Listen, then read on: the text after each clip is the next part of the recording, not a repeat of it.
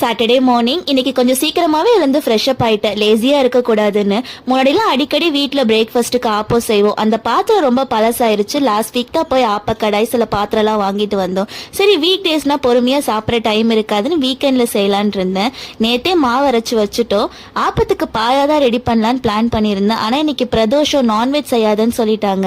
சரி அதனால தேங்காய் பாலும் தேங்காய் சட்னியும் ரெடி பண்ணியிருந்தேன். ஃபர்ஸ்ட் 2 கரண்டி மாவு ஊத்துனேன். ஆப்ப கொஞ்சம் சரியா வரல.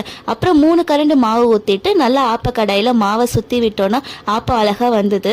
ஆப்ப சுத்தும் போது அந்த மாவு எங்கெல்லாம் போதும் அங்கெல்லாம் நம்மளும் போற மாதிரி நம்மளும் சுத்துவோம். அம்மா சொல்லிட்டே இருப்பாங்க, ஆப்ப சுத்த சொன்னா நீ ஏன் சுத்திட்டு இருக்கன்னு. தென் நான் சாப்பிட்டுட்டு அக்காக்கும் காவிக்கும் ஹாட் பாக்ஸ்ல சுட்டு வச்சுட்டேன். இங்க பக்கத்துல மாதா கோயில் இருக்கு, திருவிழான்னு நோட்டீஸ் வைக்க வந்திருந்தாங்க. பொமோகிரானட் காலி ஆயிடுச்சு, அடுத்து என்ன ஜூஸ் போடலான்னு யோசிச்சுட்டு இருந்தேன். பார்த்தா வீட்டுக்கே வந்து சாத்துக்குடி கொடுத்துட்டு போயிட்டாங்க. சேனல் சப்ஸ்கிரைப் பண்ணாதவங்களா மறக்காம சப்ஸ்கிரைப் பண்ணி லைக் பண்ணிருங்க. தேங்க்யூ.